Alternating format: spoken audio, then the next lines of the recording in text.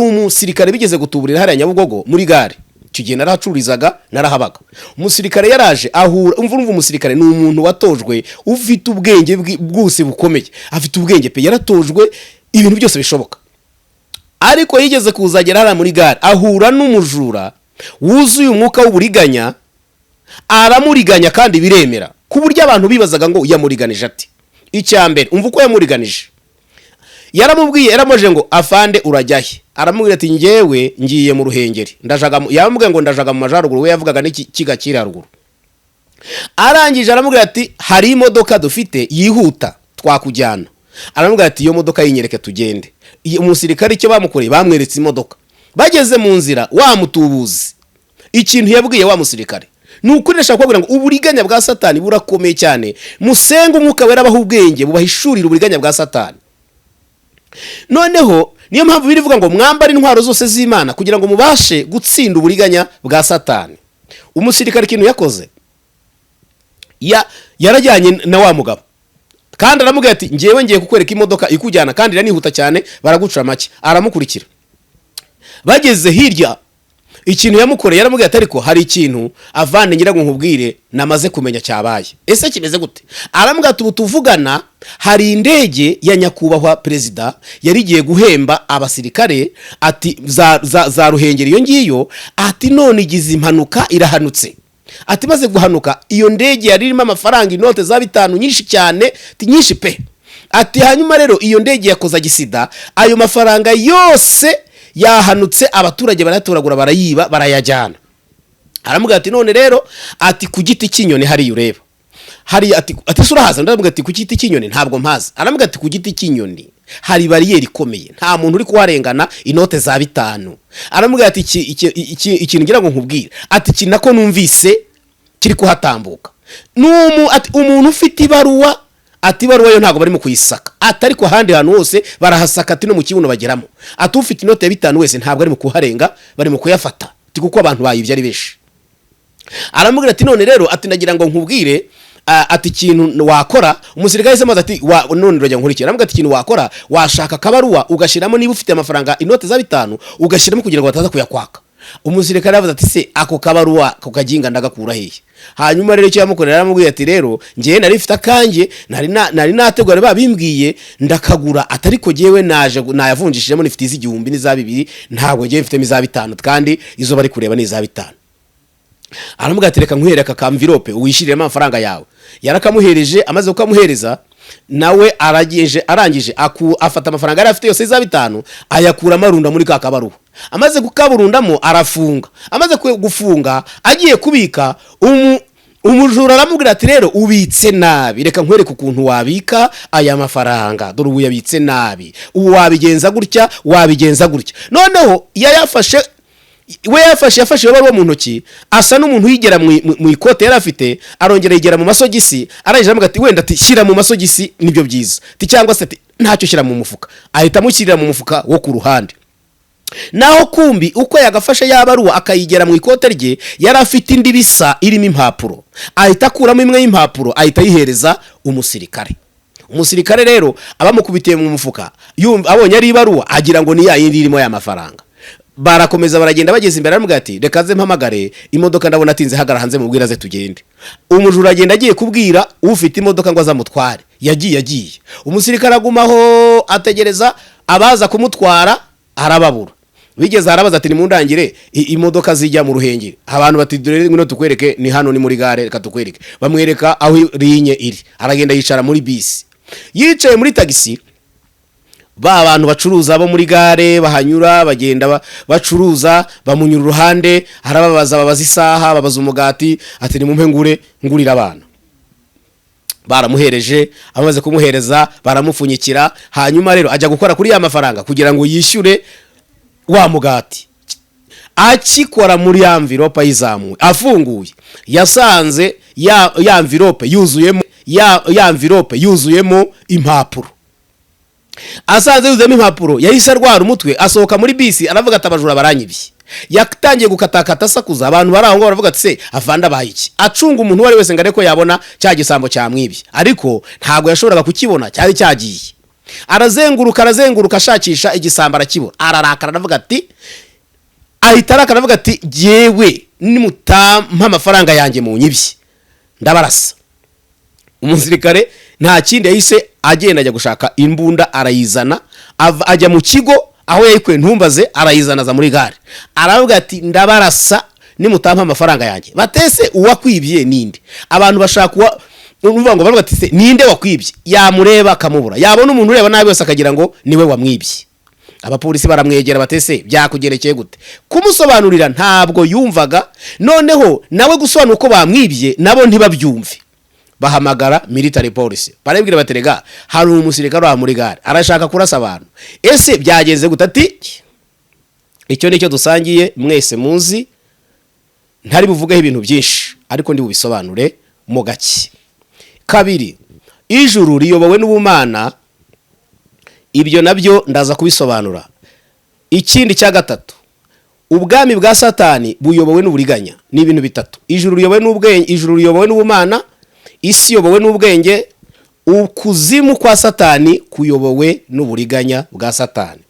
Reka nanababwirire hano mwe munkurikiye, nta muntu ushobora gutsinda uburiganya bwa Satani keretse afite imbaraga z'umwuka wera. Uwo mufite umwuka wera niwe wenyine uzabasha gutsinda uburiganya bwa Satani.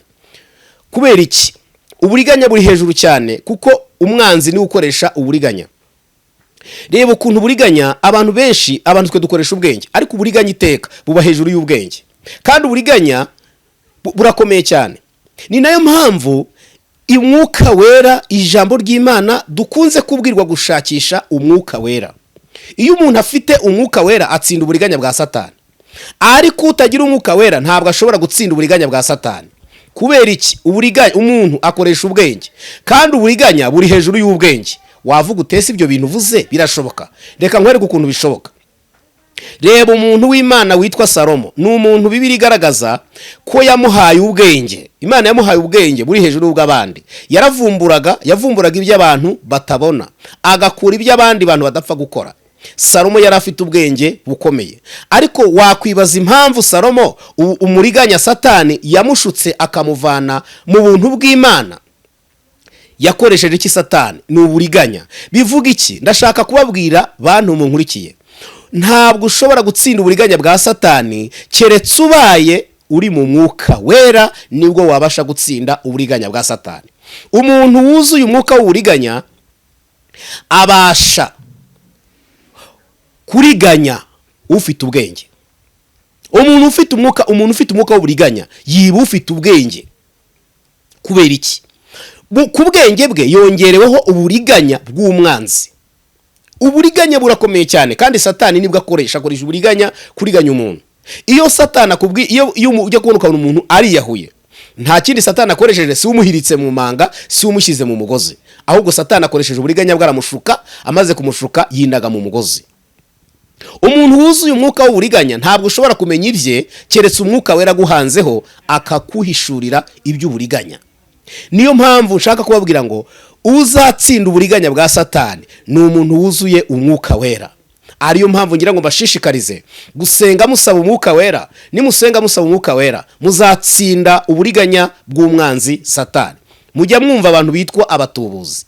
Abatubuzi nta kindi kintu bakoresha ikintu cyitwa umwuka w'uburiganya. Uyu mwuka w'uburiganya ni umwuka wa Satani. Ku bantu batabizi ni umwuka mubi. Uyu mwuka wa Satani ni mubi cyane. Mwebwe nuko mutarabona ngo hure n'umuntu batuburiye, nawe iyo ubajije umuntu uti bagutuburiye gute, ntashobora gusobanura ukuntu bamutuburiye. Ntabwo bishoboka. Ntabwo bisobanura ngo ube wabisobanurira umuntu ukuntu umuntu bamutuburiye. Ariko abatubuzi baratubura. Ndibuka hari igihe kigeze kubaho, ngira ngo ni hagati ya muri bibiri, hagati nduva 2 na 21. Hari umusirikare bigeze gutuburira hari Nyabugogo muri gare. Kigiye narahacurizaga narahabaga. Umusirikare yaraje ahura, umva umusirikare ni umuntu watojwe ufite ubwenge bwose bukomeye. Afite ubwenge pe, yaratojwe ibintu byose bishoboka. Ariko yigeze kuzagera hara muri gare ahura n'umujura wuzuye umwuka w'uburiganya, aramuriganya kandi biremera. Ku buryo abantu bibazaga ngo yamuriganije ati. Icyambere umva uko yamuriganije. Yaramubwiye, yaramoje ngo afande urajyahe. aramubwira ati ngewe ngiye mu Ruhengeri ndajaga, yamubwiye ngo ndajaga mu majaruguru, we yavugaga n'ikiga kiri haruguru. Arangije aramubwira ati hari imodoka dufite yihuta twakujyana. Aramubwira ati iyo modoka yinyereke tugende. Umusirikare icyo bamukoreye bamweretse imodoka, bageze mu nzira wa mutubuzi ikintu yabwiye wa musirikare nukuresha kugira ngo uburiganya bwa Satani burakomeye cyane, musenga umwuka wera baho ubwenge bubahishurira uburiganya bwa Satani. Noneho niyo mpamvu birivuga ngo mwambare intwaro zose z'Imana kugira ngo mubashe gutsinda uburiganya bwa Satani. Umusirikare ikintu yakoze, yarajyanye na wa mugabo, kandi aramubwira ati ngewe ngiye kukwereka imodoka ikujyana kandi iranihuta cyane, baraguca make. Aramukurikira, bageze hirya ikintu yamukoreye yaramubwiye ati ariko hari ikintu avane ngira ngo nkubwire namaze kumenya cyabaye. Ese kimeze gute? Aramubwira ati tuvugana hari indege ya nyakubahwa perezida yari igiye guhemba abasirikare ati za Ruhengeri iyo ngiyo, ati none igize impanuka irahanutse. Ati maze guhanuka iyo ndege yari irimo amafaranga inote za 5 nyinshi cyane, nyinshi pe. Ati hanyuma rero iyo ndege yakoza gisida, ayo mafaranga yose yahanutse, abaturage baratoragura barayiba barayajyana. Aramubwira ati none rero ati ku giti cy'inyoni hari ureba hari ati surahaza. Ndamubwira ati ku giti cy'inyoni ntabwo mpaza. Aramubwira ati ku giti cy'inyoni hari bariyeri ikomeye, nta muntu uri kuharengana inote za 5. Aramubwira ati ikintu ngira ngo nkubwire, ati kinako numvise kiri kuhatambuka ati umuntu ufite ibaruwa, ati baruwa yo ntago bari mu kuyisaka, ati ariko handi hantu hose barahasaka, ati no mu kibuno bageramo, ati ufite inote ya 5 wese ntabwo ari mu kuharenga, bari mu kuyafata, ati kuko abantu bayivye ari beshi. Aramubwira ati none rero ati ndagira ngo nkubwire, ati ikintu wakora. Umusirikare se maze ati none rujya nkurikira. Aramubwira ati ikintu wakora, washaka kabaruwa ugashiramo niba ufite amafaranga inote za 5 ugashiramo kugira ngo bataza kuyakwaka. Umusirikare avuze ati se ako kabaruwa ko kaginga ndagakura hehe? Hanyuma rero icyo yamukorera aramubwiye ati rero ngiye nari mfite akanje nari nategura babimbwiye ndakagura, atari ko jewe naje nayavunjishijemo nifite iz'igihumbi n'iza 2, ntabwo ngiye mfite miza 5 kandi izo bari kureba n'iza 5. Aramubwira ati reka nkwereka ka envelope uwishirire amafaranga yawe. Yarakamuhereje, amaze kukamuhereza nawe arangije afata amafaranga yari afite yose iza 5 ayakura marunda muri kakabaruwa. Amaze kukaburundamo arafunga. Amaze gufunga agiye kubika, umujura aramubwira ati rero ubitse nabi, reka nkwereke ukuntu wabika aya mafaranga, dore ubu yabitse nabi, ubu wabigenza gutya wabigenza gutya. Noneho yafashe baruwa mu ntoki, asa n'umuntu yigera mu ikote yari afite, arongera yigera mu masogisi. Arangije aramubwira ati wenda ati shyira mu masogisi nibyo byiza, ati cyangwa se ati ntacyo shyira mu mufuka. Ahita amushyirira mu mufuka wo ku ruhande. Naho kumbi uko yagafashe yabaruwa akayigera mu ikote rye, yari afite indi bisa irimo impapuro. Ahita akuramo imwe y'impapuro ahita yihereza umusirikare. Umusirikare rero abamukubitiye mu mufuka, abonye ari ibaruwa agira ngo ni ya yindi irimo ya mafaranga. Barakomeza baragenda, bageze imbere aramubwira ati reka ze mpamagare imodoka, ndabona atinze hagara hanze mubwira ze tugende. Umujura agenda agiye kubwira ufite imodoka ngo azamutware. Yagiye umusirikare agumaho ategereza abaza kumutwara, arababura. Bigeze arabaza ati nimundangire imodoka zijya mu Ruhengeri. Abantu bati dore ngino tukwereke, ni hano ni muri gare, reka tukwereke. Bamwereka aho rinye iri. Aragenda yicara muri bisi. Yicaye muri taxi, abantu bacuruza bo muri gare bahanyura bagenda bacuruza, bamunyura uruhande, babaza isaha, babaza umugati, ati nimumpe ngurira abana. Baramuhereje, amaze kumuhereza baramupfunyikira. Hanyuma rero ajya gukora kuri ya mafaranga kugira ngo yishyure wa mugati. Akikora muri envelope yizamuye afunguye, yasanze bamwibye. Baraje bamugera uruhande, baramubaza bati, barabanje bamubwira ati zana iyo mbunda, arayibahereza. Baramubaza bati se byagenze gute, kuki ushaka kurasa abantu, habaye iki? Arangije aravuga ati abaginga baranyibye. Ese bakwibye gute?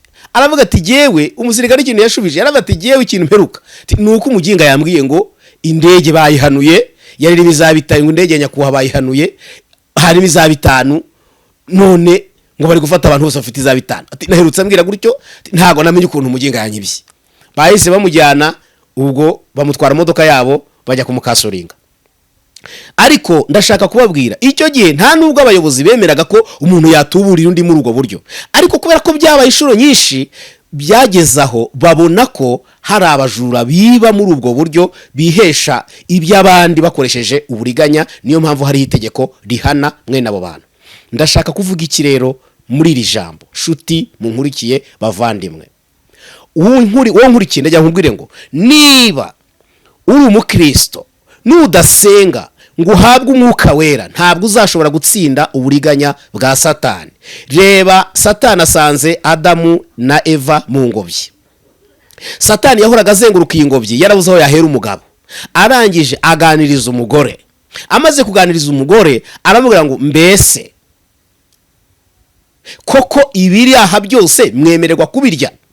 Umugore aravuga ati yego, ariko hari igiti kiri aha ngaha Imana yatubwiye ngo ntituzakiryeho kuko no kukirya tuzapfa. Ndashaka kubabwira, wakwibaza utese no gupfa ko muzapfa. Iki giti cyari gihishemo ibintu bitatu ngira ngo maze mbabwire. Iki giti cyari gihishemo ikintu bita, icya mbere ni urupfu, icya kabiri ni ubwenge, icya gatatu cyari gihishemo umubabaro. Ibyo bintu bitatu byari bihishe muri iki giti cyangwa se muri ritunda. Iki kwereka ko cyari gihishemo ibintu bitatu. Icya mbere ni urupfu, icya kabiri cyari gihishe muri ritunda ni ubwenge, icya gatatu ni umubabaro. Iki bikwereka ni iki?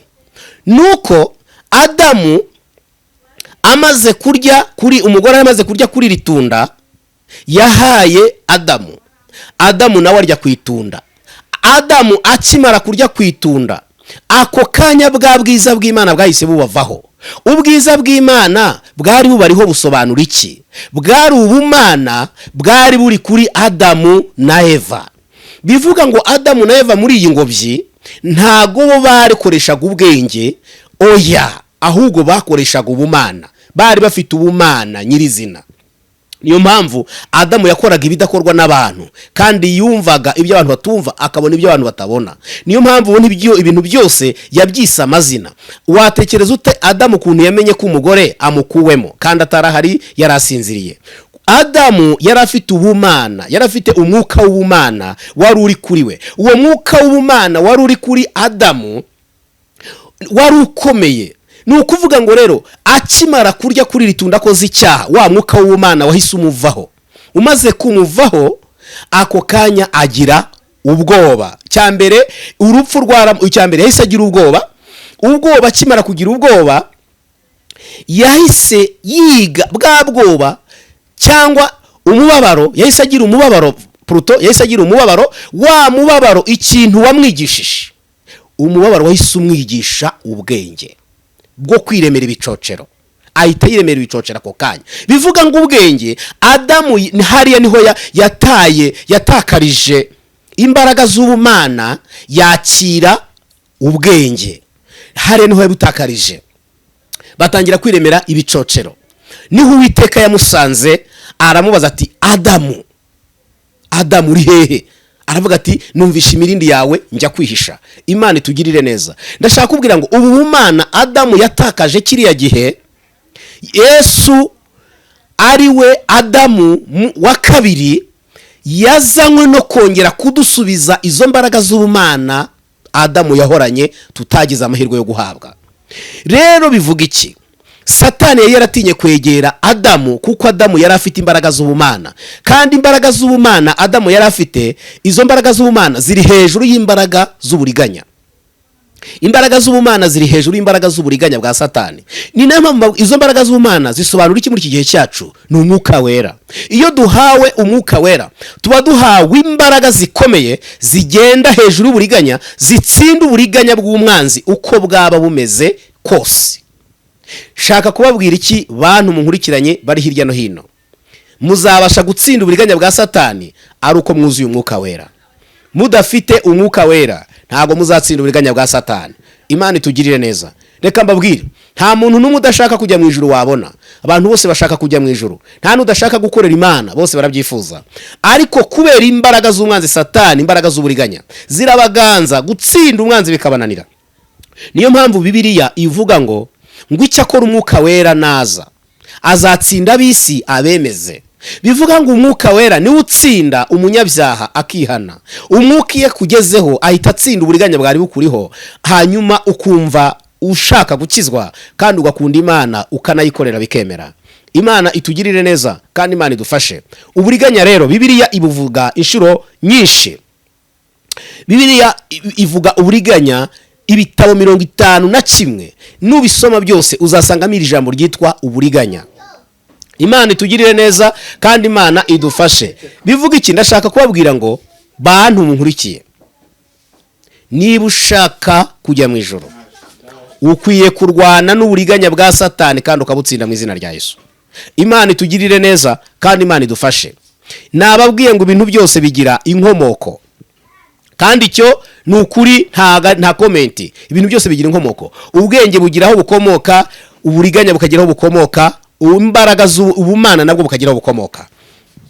Yesu rero yazanywe no kongera kudusubiza uzo mbaraga z'ubumana twatakaje. Imana itugirire neza. Rero nagira ngo mbabwire ngo niba warakijijwe ukeneye guhabwa umwuka wera, niba utarakizwa ukeneye gukizwa ugasenga, Imana ikaguhereza ku mwuka wera. Icyo usabwa no kwihana ibyaha byawe, wamara kubizihana uruhare rwawe rundi ni ugusenga ugakiranuka, Imana ikaguhereza imbaraga zayo. Imana itugirire neza. Abari bankurikiye muri hirya no hino, ndashaka kubabwira ngo ibintu byose bigira inkomoko, ariko gutsinda ibyo byose ni ugutsindisha umwuka wera. Niyo mpamvu Bibiliya yavuze mu Efeso ngo mutware intwaro zose z'Imana kugira ngo mubashe gutsinda uburiganya bwa Satani. Imana rero ibaho umugisha. Dore turimo turasatira iminsi ya Pentecote. Musenge uko bishoboka nuko bidashoboka, winginga Imana, usengane gukiranuka no kwezwa. Umwuka wera azakuzaho, kandi namara kukugeraho azaguha gutsinda ibyari byarakunaniye, azaguha kunesha abadayimoni, azaguha kugenda hejuru y'imbaraga z'umwijima zajyaga zikugiraho ububasha n'ubushobozi. Reka dusenge Imana mu izina rya Yesu. Data wa twese uri mu ijuru, ndagushimira yuko wumvise gusenga kwanjye, ndagushimira ko wabanye nanjye, ndagushimira kubw'ubutumwa maze gutambutsa, nkaba mbuhaye abantu bari bankurikiye. Umwuka wera nabagenderere kandi imbaraga z'Imana zibazenguruke. Sabye nizeye kubikoze mu izina rya Yesu. Amen.